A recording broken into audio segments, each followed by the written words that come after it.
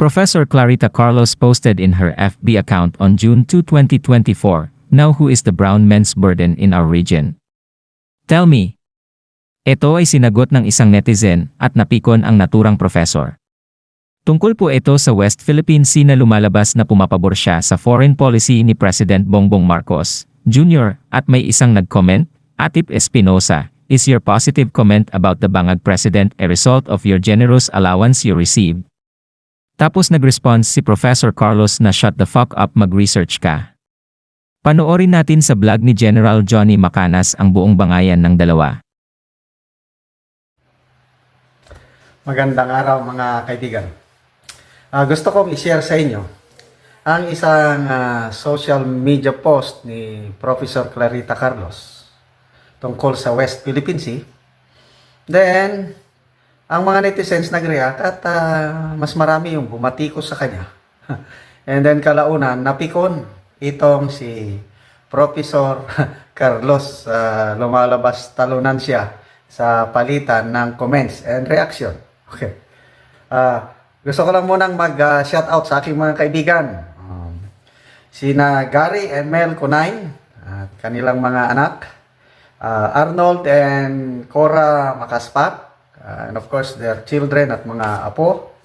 Si Tags and Charlie Samonte, mga anak nila at mga apo.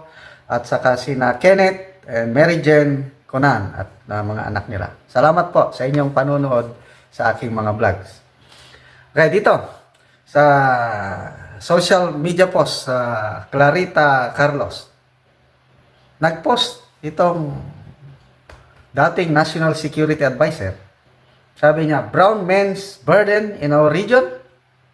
Tell me. So, tungkol po ito sa West Philippine Sea na lumalabas, pumapabor siya sa foreign policy ni President Marcos Jr. Ito, may isang nag-comment. Ateth Espinosa. Is your positive comment about the Bangag President a result of your generous allowance you receive? Matapang itong nag-comment na ito. Tapos, ang response ni Professor Carlos ganito, shut the fuck up, mag-research ka. So, matapang din na sumagot ang profesora. Okay. Anong response ni Atet? Ito yung response niya. Okay. Clarita Carlos. The harsh reality can be painful.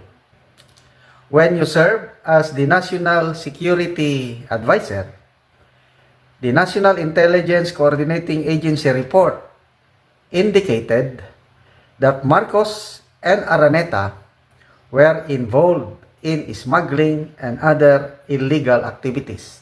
Ito po yung mga pasabog ni Fair Lady Maharlika. Nalaman natin ito dahil may mga puting ahas ni Fair Lady Maharlika sa Nikat. Nakakuha siya nito, informasyon na ito. Ito yung sinasabi ni Ate. Sabi niya, following this report, you were replaced as chief, provided with a generous severance package to keep your silence. Upon termination of your role as chief NSA, and then hired as consultant by Speaker Tambaluslos in the House of Representatives with all the perks. Hey. We understand that your loyalty lies with them due to your economic survival.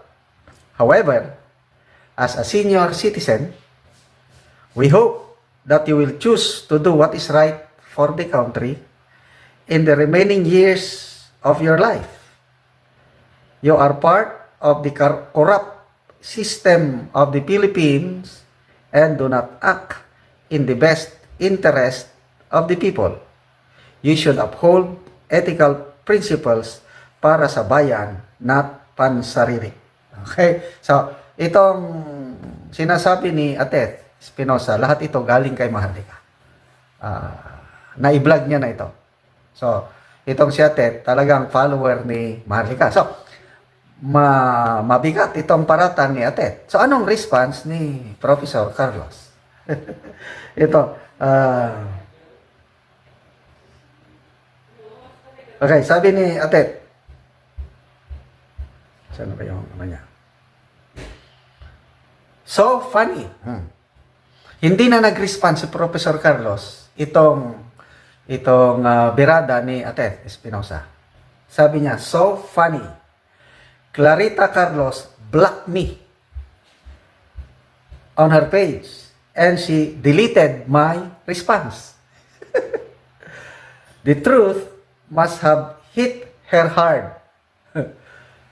Dami ng like and shattering her illusions. The power of truth can be both liberating and unnerving, but it's always worth speaking up for what you believe in.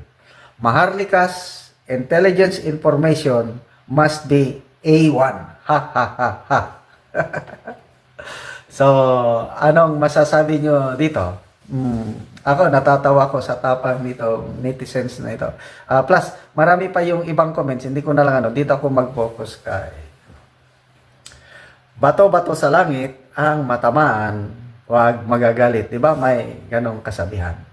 Ako, sa aking buhay as vlogger, ay hindi maiwasan talaga yung buzzers. Tinatawag ako kung anong mga ngalan, General Marites, General Polvoron, kung ano-anong pinaparatang sa akin.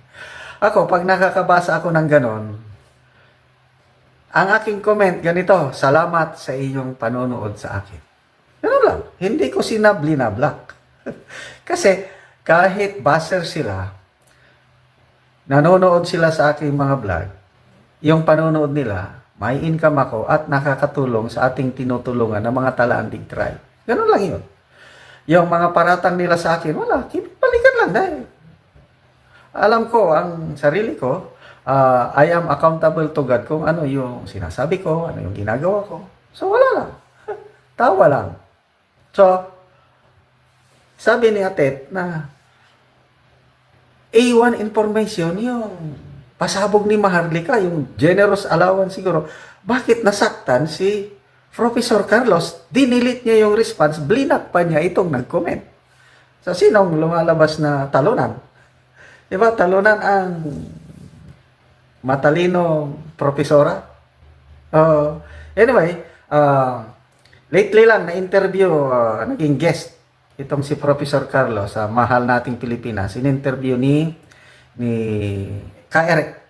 Nakinggan ko yun. Ako, ang hindi ko makalimutan na, kasi ang pinag-uusapan, West Philippine Sea. Sabi ni Professor Carlos na, let's remember yung salita ng presidente. Sabi niya, talagang pro-Marcos yan. Na, the president will not allow EDCA bases here in the Philippines na magiging gagamitin for offensive action. Let's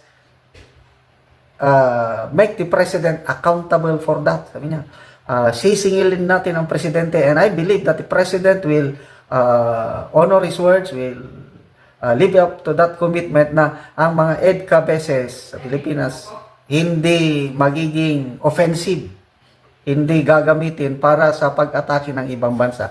Ganyan yung kanyang opinion.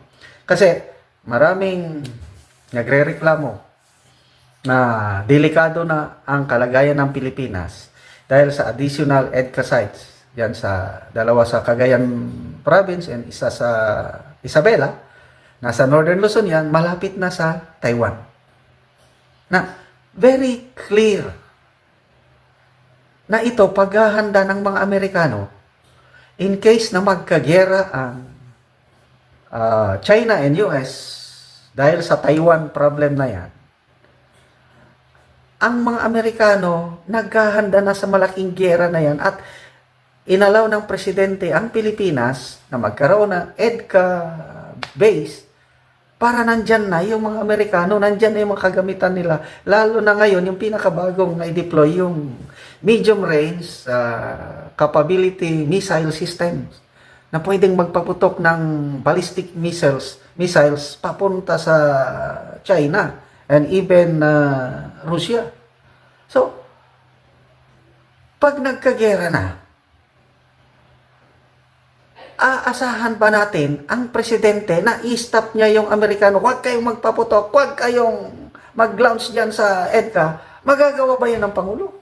Kaya natatawa na lang ako dito kay Professor Carlos, umiiling na lang ako. Wala talaga. Marunong lang siya sa theory but wala sa realidad.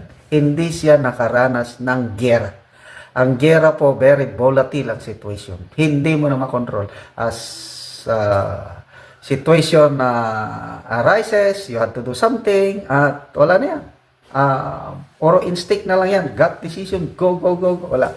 So, hindi ako maniniwala na pag nagkagera na ang US-China over Taiwan, hindi mapipigilan ng Pangulong Marcos ang US sa paggamit ng puwersa nila, lalo na yung ballistic missiles nila na nandyan sa Northern Luzon. So, good luck po, Professor Carlos. Sana wag na kayong mag-block ng inyong mga nagko-comment sa inyo.